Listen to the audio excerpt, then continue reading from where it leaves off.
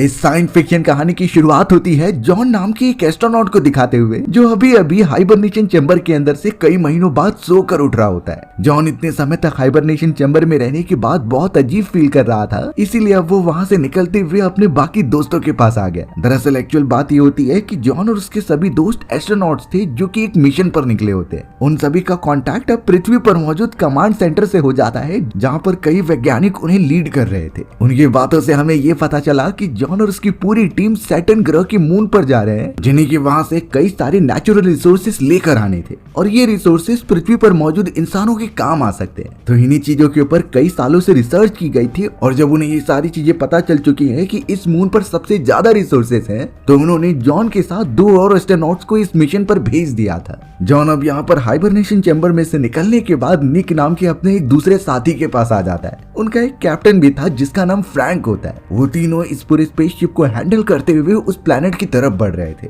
इस पूरे मिशन को कंप्लीट होने के लिए कई सालों का समय लगने वाला है, तो सारी चीजें और रूटीन इस तरीके से डिसाइड किए गए थे कि उन्हें ज्यादा काम ना करना पड़े। जॉन, निक और कैप्टन तो अच्छी तरीके से अपने मेंटेनेंस पर ध्यान देते थे और जो भी रिपोर्ट्स बनती थी उसे पृथ्वी पर भेजते थे। अपना डेली रूटीन कंप्लीट करने के बाद वो कई दिनों के लिए हाइबरनेशन में चले जाते। इससे रिसोर्सेस से भी काफी बचत होती है और उन्हें इतने लंबे सफर में पता भी नहीं चलेगा कि वो कब पहुंच गए। प्रॉब्लम की बात सिर्फ एक होती थी कि हाइबरनेशन में जाने से पहले उन्हें एक ड्रग्स लेना पड़ता था। ये ड्रग्स लेने के बाद ही वो अच्छी तरीके से नींद ले पाते थे, लेकिन इन ड्रग्स को लेना इतना ज्यादा खतरनाक हो जाएगा उन्होंने कभी सोचा भी नहीं था। अब जब यहाँ पर जॉन अपने हाइबरनेशन चैम्बर में से निकलकर निक से कुछ बातें करता है तो उसे कुछ अजीब लग रहा था। जॉन ने तो ये बताया कि उसकी गर्लफ्रेंड जिसका नाम जोई है, उसकी सारी यादें वो भूल रहा है, यहाँ तक कि उसे जोई की रियल वॉइस याद भी नहीं है। इस मोमेंट पर निक जॉन को समझा रहा था कि शायद ये नेचुरल है, हम जो ड्रग्स लेते हैं हाइबरनेशन में जाने से पहले ये उसी का इफेक्ट है। इससे थोड़ी थोड़ी चीजें भूलती जाती हैं, लेकिन बाद में चलकर ये वापस आ जाएंगी। निक की अब इन चीजों के फिगर आउट करने के बाद जॉन भी अब सोचना बंद कर देता है। उन्हें अब किसी भी तरीके से अपना ये मिशन कंप्लीट करना होगा।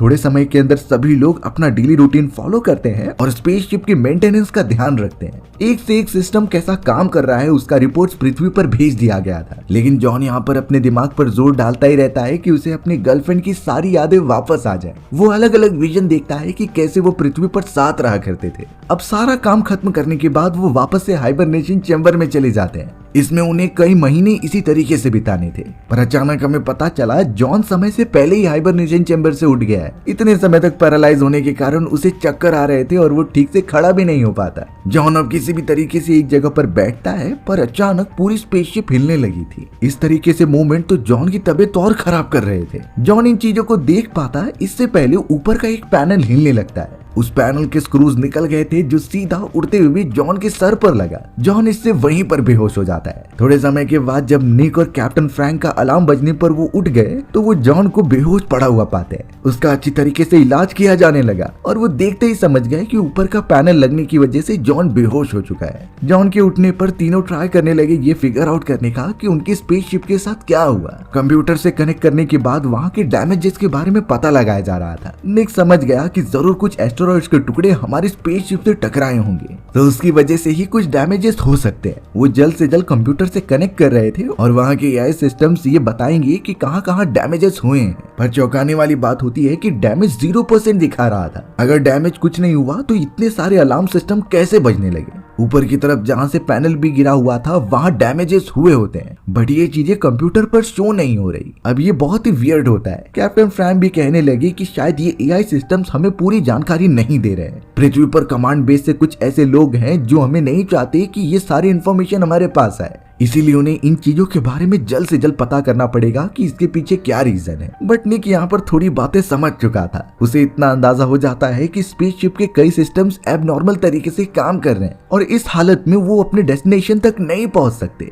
बीच रास्ते में ही उनके सारे रिसोर्सेज खत्म हो जाएंगे और वो सब मारे जाएंगे। शायद पृथ्वी के कमांड सेंटर वाले ये नहीं चाहते कि हमें ये पता चले और हम ये जर्नी कंटिन्यू करते रहे ताकि उनका फायदा हो। निक तो जॉन को कन्विंस कर लेता है और किसी भी तरीके से कैप्टन फ्रैंक को बताता है। कैप्टन फ्रैंक को भी शक हो रहा था, लेकिन उन्हें ये मिशन कंप्लीट करना होगा चाहे कुछ भी हो जाए। इसीलिए वो निक की बात टाल देते हैं कि हम ये मिशन छोड़कर वापस पृथ्वी की तरफ जाना चाहिए। अब वो सब अपने हाइबरनेशन चैम्बर में जाने की तैयारी करने लगे। निक तो अब जल्द से जल्द जॉन को साइड में लेकर आकर सारी बातें समझाता है। निक ने तो जॉन को अपनी तरफ करते हुए ये बताया कि हमें किसी भी तरीके से इस मिशन को रोकना होगा, नहीं तो स्पेसशिप में बहुत ही ज्यादा खराबी के कारण वो पावर सप्लाई नहीं कर पाएंगे और उनके स्पेसशिप बीच कहीं अंतरिक्ष में गुम हो जाएगी। तो निक यहाँ पर जॉन को अपना एक प्लान बताता है कि जब सभी लोग हाइबरनेशन चैम्बर में चले जाएंगे तो वो दोनों कैप्टन के कई घंटे पहले ही उठ जाएंगे। उसके बाद वो अपनी स्पेसशिप की डायरेक्शन वापस से पृथ्वी की तरफ मोड़ सकते हैं। वो इसीलिए ये कर रहा था क्योंकि कैप्टन फ्रैंक तो इन चीजों के लिए राजी नहीं होते, इसीलिए अब अपनी जान बचाने के लिए इतना तो करना ही होगा। अब जॉन बहुत ही ज्यादा मैनिपुलेट हो चुका था, उसे कुछ समझ नहीं रहा होता, इसीलिए उस मोमेंट पर जॉन ने निक की बात मानने का डिसाइड किया। लेकिन जॉन ये भी कहता है कि वो खुद इन सारी चीजों की निगरानी रखेगा और सिस्टम टेस्टिंग करेगा। अगर उसे कुछ खराबी दिखी तो ही वो निक की बात मानेगा। निक भी इस चीज के लिए राजी हो जाता है और सभी लोग हाइबरनेशन चैम्बर में चले गए थे। समय लगातार बीतता जा रहा था और कुछ घंटों पहले ही टाइम सेट करने पर जॉन और निक हाइबरनेशन चैम्बर में से बाहर निकल जाते हैं। कैप्टन फ्रैंक अभी भी सो ही रहे थे, यानी अब उन दोनों के पास बहुत सारा टाइम है स्पेसशिप की डायरेक्शन को चेंज करने का। जॉन अब यहाँ निक की बात मानता है और अपने हिसाब से सारे सिस्टम चेक करने लगता है। हर एक मॉड्यूल को अच्छी तरीके से देखने के बाद जॉन को कुछ खराबी नहीं लग रही थी, इसीलिए अब जॉन निक की बात को एकदम से रोक देता है कि हमें आगे नहीं बढ़ना चाहिए। निक यहाँ पर एकदम से परेशान होने लगा क्योंकि उसे डर था कि कहीं वो मर ना जाए। पृथ्वी पर उसकी फैमिली मौजूद है जिसे वापस उनके लिए लौटना है। पृथ्वी पर मौजूद एस्ट्रोनॉमिकल एजेंसीज चाहेंगी कि वो मल फंक्शनिंग के बारे में किसी को न बताए, इससे एस्ट्रोनॉट्स में एकदम पैनिक का माहौल हो सकता था। तभी थोड़ी देर में अचानक पीछे से एंट्री होती है कैप्टन फ्रैंक की। निक और जॉन फ्रैंक को इस तरीके से देखकर एकदम चौंक गए क्योंकि वो तो कई घंटों बाद उठने वाले थे। कैप्टन अब वहाँ पर आकर बताने लगे थे कि निक और जॉन जब बात कर रहे थे तो उन्होंने उनकी बातें सुन ली थी, इसीलिए हाइबरनेशन में जाने से पहले उन्होंने भी कुछ घंटे पहले का ही टाइमर डाला था। और अब यहाँ कैप्टन फ्रैंक उनके ऊपर गुस्सा नहीं होते, वो तो निक को बड़े प्यार से समझाने लगे होते हैं कि अगर स्पेसशिप में कुछ खराबी होगी तो मैं खुद इसे पृथ्वी की तरफ मोड़ लूंगा, लेकिन फिलहाल के लिए इसमें कोई भी मल फंक्शनिंग नहीं है। जॉन भी कहीं न कहीं कैप्टन फ्रैंक की बातों से एग्री करता था, इसीलिए उसने निक की बातों को इग्नोर किया और अपने मिशन में वो आगे बढ़ने लगे। निक बेचारा और भी ज्यादा डरते जा रहा था क्योंकि एक गलती उसकी जिंदगी खत्म कर सकती है। वहीं दूसरी तरफ जॉन की भी हालत ठीक नहीं थी, उसे पता नहीं क्यों अपनी गर्लफ्रेंड के विजन आ रहे होते हैं और ऐसा फील हो रहा था कि वो उसके साथ स्पेसशिप पर मौजूद है। कई सारे विजन्स उसे अपनी गर्लफ्रेंड जोई के दिखाई देते हैं। जॉन अब अपने मन को शांत करने के लिए किसी भी तरीके से एक्सरसाइज करता है और बिजी रखता है। वॉक करते हुए वो उस जगह पर आ गया जहाँ से ऊपर का एक पैनल उसके सर पर गिरा था। निक ने उसके चारों तरफ एक टेप लगा दी होती है जिससे कोई अंदर ना जा सके। अब जॉन को यहाँ पर कुछ शक हो रहा था तो वो उस पैनल के ऊपर वाले भाग में चला जाता है जहाँ कई सारे वायर्स और डिवाइसेस रखे गए थे। जॉन ने जब उस जगह पर देखना स्टार्ट किया तो वहाँ कई वायर्स डैमेजेस थे, यानी वहाँ पर कुछ ऐसे माइन्यूट डैमेज होते हैं जिसके ऊपर किसी की नजर गई नहीं। बट जॉन जो कि एक टेक्नीशियन भी था वो ये समझ जाता है कि इन छोटे सी चीजों की वजह से बड़े धमाके हो सकते हैं। जॉन इस बारे में अपने बाकी साथियों को बताता इससे पहले वहाँ एक शॉर्ट सर्किट होता है। उस शॉर्ट सर्किट की वजह से अब पूरा सिस्टम ही खराब हो चुका था। अंदर की ग्रेविटी बहुत ही तेजी से गिरने लगी थी, सिक्योरिटी अलार्म्स बजने लग जाते हैं, यानी कि ये एक इमरजेंसी कंडीशन आ चुकी है। स्पेसशिप के अंदर एक बड़ा सा होल हो गया जो कि जॉन को अपनी तरफ खींचने लगा। जॉन कुछ वायर्स को पकड़े हुए लटका रहता है, बट अफसोस इतनी ज्यादा फोर्स के कारण वो कुछ संभाल नहीं पाता और सीधा स्पेसशिप से कहीं दूर चला जाता है। ये बात तो कंफर्म हो चुकी थी कि जॉन इस पूरे प्रोसेस में बचने नहीं वाला, पर तभी दिखाया गया कि जॉन ये सारी चीजें इमेजिन कर रहा है। ये सब उसके दिमाग में चल रहा था जिससे वो एकदम डर गया। जॉन ने इन चीजों के बारे में अपने दोनों साथियों को नहीं बताया। अब धीरे धीरे समय बीतता चला गया और वो सब हाइबरनेशन चैम्बर में अपने दिन काटते जा रहे थे। अब एक बार फिर जॉन जब चैम्बर में से बाहर निकलता है तो उसकी हालत पहले से खराब थी, बट सबसे अच्छी खबर ये होती है कि वो अपने डेस्टिनेशन के बहुत ही करीब पहुंच चुके हैं, यानी वो सैटर्न ग्रह के बहुत पास पहुंचे हैं जहां उसके मून के ऊपर उन लोगों को लैंड करना था। लेकिन उनकी स्पेसशिप की जो डायरेक्शन होती है उन्हें वो चेंज करना होगा। ये सबसे क्रिटिकल टास्क था जिसमें कि स्पेसशिप की ऑलमोस्ट सारी पावर्स यूज की जाने वाली थी। अब निक तो सबसे पहले इन चीजों के लिए बहुत डर रहा होता है और उसका सर भी काफी पेन करने लगा। जॉन निक को मोटिवेट करता तो है, लेकिन कैप्टन फ्रैंक ने जॉन से कहा कि हमें ये अकेले ही करना पड़ेगा। तो जॉन और कैप्टन फ्रैंक दोनों ही निकल पड़े थे कंट्रोल रूम की तरफ और वो अपने स्पेसशिप के थ्रस्ट थ्रस्टर्स का यूज करके वहाँ की डायरेक्शन चेंज करने लगे। दोनों किसी भी तरीके से सारी पावर्स यूज तो करते हैं, बट अब वहाँ के सायरन बजने लगे थे, यानी सिस्टम का ओवर पावर की तरह यूज हो रहा है। अगर एक लिमिट की क्रॉस हुआ तो यहाँ के सारे सिस्टम ब्लास्ट हो जाएंगे। इस मोमेंट पर उन्हें डिसाइड करना था कि आगे बढ़ना है या फिर मिशन अबॉर्ट करना है, बट कैप्टन फ्रैंक इस तरीके से पीछे नहीं हट सकते थे। उन्होंने आगे बढ़ने का इशारा किया, जिससे कि अब सारी पावर्स अप्लाई कर दी जाती है। स्पेसशिप को कुछ समय तक बहुत झटके लगते रहे, पर सबसे चौंकाने वाली बात ये हुई कि वो अपने डायरेक्शन चेंज करने में कामयाब हो जाते हैं और उनका मून की तरफ पाथ एकदम सेट हो गया था। ये मोमेंट उन तीनों के लिए सबसे बेस्ट होता है। इतनी बड़ी खोज इंसानियत ने आज तक कभी नहीं की थी। वो तीनों तो मिलकर इस बात का सेलिब्रेशन भी करने लगे थे।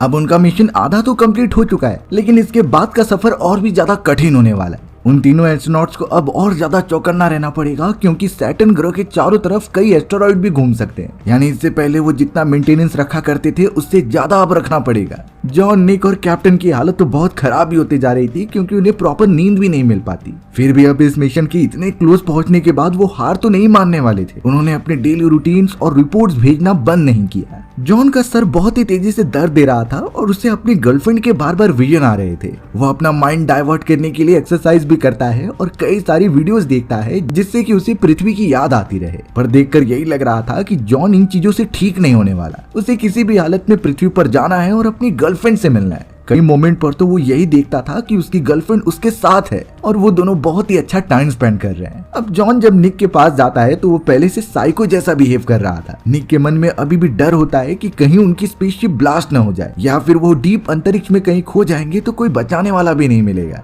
निक की इस तरीके की हालत को देखकर जॉन भी एकदम चौंक गया और इस बारे में कैप्टन फ्रैंक को बताया। कैप्टन फ्रैंक अब उन दोनों को इमरजेंसी मीटिंग के लिए बुलाते हैं अपने चैम्बर में। निक और जॉन जब उनके पास पहुंच जाते हैं तो कैप्टन ने एक बहुत ही इंपॉर्टेंट बात बताई। उन्होंने कहा कि एक बार रूटीन चेकअप करने के बाद उन्हें सिस्टम में कुछ फॉल्ट्स मिले हैं। ये फॉल्ट्स भले ही माइन्यूट है, लेकिन आगे चलकर बड़े हो सकते हैं। तो इसीलिए कैप्टन ने जॉन को एक और बार पूरा चेकअप करने के लिए कहा। निक भी जॉन का इसमें भरपूर मदद करता है और उन्होंने पूरे स्पेसशिप के सिस्टम का जब चेकअप किया तो जॉन को पता चला कि सच में सिस्टम्स में खराबी आ चुकी है और ये वो रीजन था जहाँ पर रिएक्टर मौजूद होता है, यानी स्पेसशिप को जहाँ से पावर मिलती थी। निक को भी जब ये कंफर्मेशन होती है तब तो वो और ज्यादा डर गया, यानी उसका शक एकदम सही निकलता है। यहाँ तक कि कैप्टन फ्रैंक जो इस चीज के लिए मना कर रहे थे वो भी अब श्योर हो जाते हैं कि सिस्टम में खराबी आ चुकी है और शायद वो सब अगर इसके आगे बढ़ेंगे तो वापस कभी ना जा पाए। जॉन और निक एकदम से डरे हुए थे, लेकिन कैप्टन फ्रैंक को सच्चाई पता होने के बावजूद भी वो उन दोनों को फोर्स करता है कि हमें आगे बढ़ना पड़ेगा। अब तो कैप्टन फ्रैंक ने गन निकाल दी थी।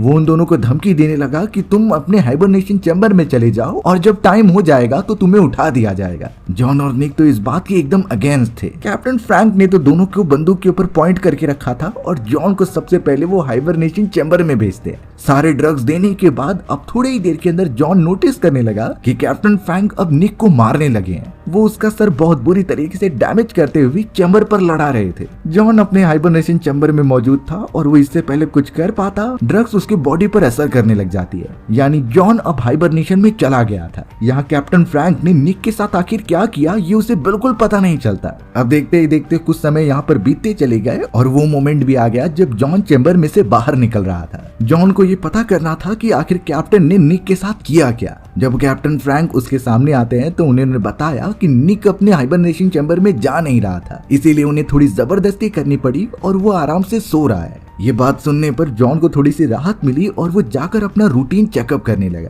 सारे रडार सिस्टम्स और हर एक रिएक्टर के बारे में वो रिपोर्ट तैयार कर देता है, पर अभी भी जॉन के दिमाग में उसकी गर्लफ्रेंड जोई की यादें जा नहीं रही थी। ये इसीलिए हो रहा था क्योंकि जॉन उससे बहुत प्यार करता था। उसके साथ बिताए गए हर एक पल जॉन ने मैनिफेस्ट किए थे और वो इतने प्रीशियस होते हैं कि भुला नहीं पा रहा था। पर कैप्टन फ्रैंक को जब ये पता चला तो वो जॉन को जाकर एक सच्चाई बताते हैं। उन्होंने कहा कि तुम्हारी एक्चुअल कोई गर्लफ्रेंड थी ही नहीं। जो जोई नाम की लेडी का तुम विजन देखते हो वो एक्चुअल में हमारी मिशन लीडर थी। उसे तो जानबूझकर तुम्हारे पास भेजा गया था ताकि तुम्हारी टेस्टिंग की जा सके।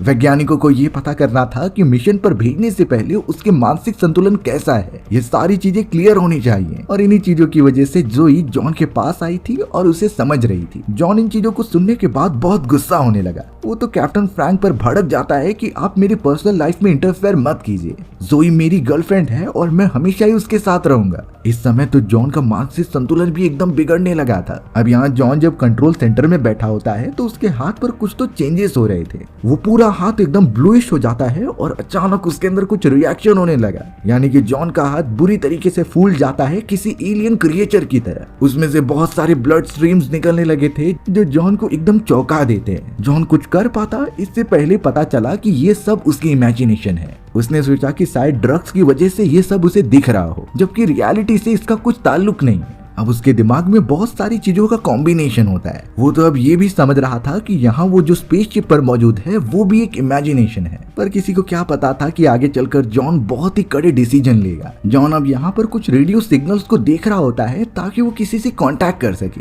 अचानक थोड़ी देर के अंदर उसका कांटेक्ट किसी से हो जाता है। दूसरी तरफ जो भी था वो जॉन से कई सारे सवाल पूछता है, बट जॉन जैसे ही कुछ समझ पाता वो डिस्कनेक्ट हो गया और वहाँ से आवाज बंद हो जाती है। कैप्टन फ्रैंक तुरंत ही वहाँ पहुंचकर जॉन से पूछने लगे कि तुम किससे बात कर रहे हो, तुम्हें इस तरीके की चीजों पर ध्यान नहीं देना चाहिए और अब तो हाइबरनेशन में भी जाने का वक्त हो गया था।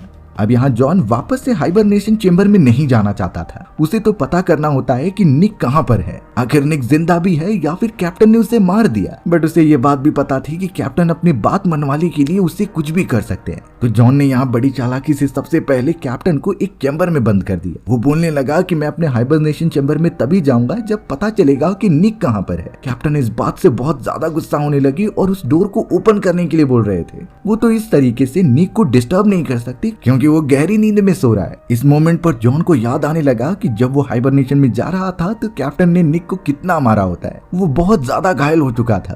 कैप्टन बहुत ही ज्यादा मैनिपुलेटिव थे। वो जॉन को ये दिलासा देते हैं कि हम यहाँ से सही सलामत बाहर निकलेंगे और अगले ही मोमेंट में वो दरवाजा ओपन कर देते हैं। कैप्टन के हाथ में जो गन मौजूद थी उससे वो जबरदस्ती जॉन को हाइबरनेशन चैम्बर में भेज रहे थे।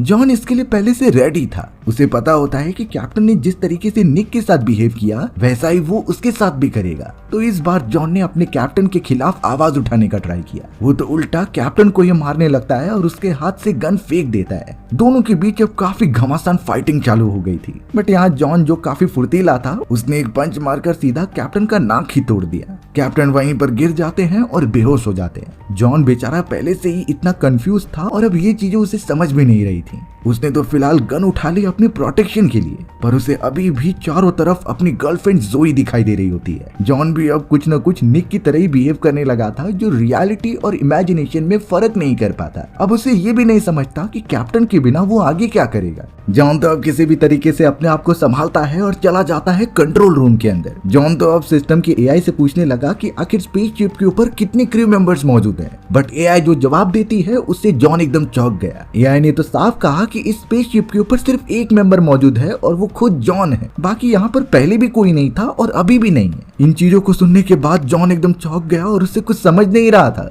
जॉन को यही लग रहा होता है कि उसके कैप्टन ने निक की जान ले ली है और उसे स्पेसशिप के बाहर फेंक दिया है। जॉन अब कुछ कर पाता है इससे पहले एक कॉल कनेक्ट होता है। ये कॉल किसी और का नहीं बल्कि उसकी गर्लफ्रेंड जोई का था। जोई थी जो लगातार उससे कांटेक्ट करने की कोशिश कर रही होती है। जॉन को जब अपना पूरा नाम पता चला तो वो होता है जॉन फ्रैंक निक, यानी कि उसके जो बाकी दो क्रू मेंबर्स थे वो उसकी इमेजिनेशन होते हैं और वो अपने ही नाम से जुड़े हुए इंसानों को इमेजिन कर रहा था अपनी इस मिशन के दौरान। जोई तो जॉन को सच्चाई बताती है कि तुम्हें इस मिशन पर अकेला भेजा गया था, उसके अलावा स्पेसशिप पर कोई नहीं मौजूद, यानी कि ये सब उसके विजन से थे। हाइबरनेशन चैम्बर में जाने से पहले जॉन को जो ड्रग्स दिए गए थे उसके डोजेस ज्यादा हो गए और शायद उसके बाद से ही उसे ये विजन्स आ रहे हैं। पर जॉन इससे भी ज्यादा चौंक गया जब उसे ये पता चलता है कि वो स्पेसशिप अंतरिक्ष में है ही नहीं, यानी कि वो सबसे पृथ्वी के एक अंडरग्राउंड जगह पर रहकर एक्सपेरिमेंट कर रहे थे। वो पूरी फैसिलिटी जमीन के एक स्तर तक बनाई गई थी जहां वो सारी कंडीशन होती है जैसे कि स्पेस में हो सकती थी और सैटर्न ग्रह तक पहुंचने के लिए उन्हें सबसे पहले ये एक्सपेरिमेंट और टेस्ट केसेस को पास करना होगा। जॉन तो जोई को बताता है कि उसने तो लिटरली अपनी आंखों से सैटर्न को देखा है, पर ये भी उसके विजन में ही काउंट हो रहा था। जॉन अब किसी भी तरीके से वहाँ से बाहर निकलता है और उसे सच में अंडरग्राउंड रास्ता दिखाई दे रहा था, यानी ये सब सच है और उसके साथ एक मजाक हुआ है।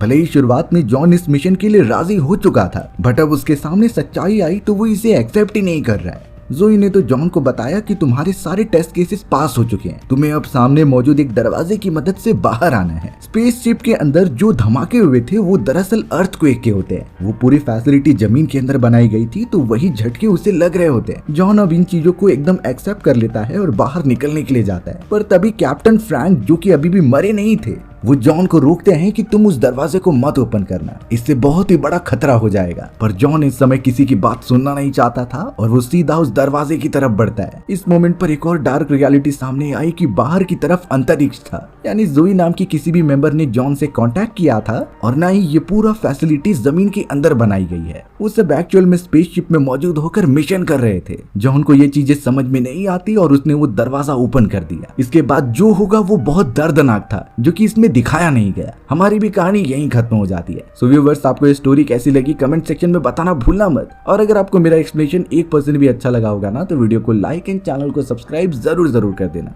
मिलते हैं इसी तरीके की मजेदार वीडियोस में, तब तक के लिए बाय।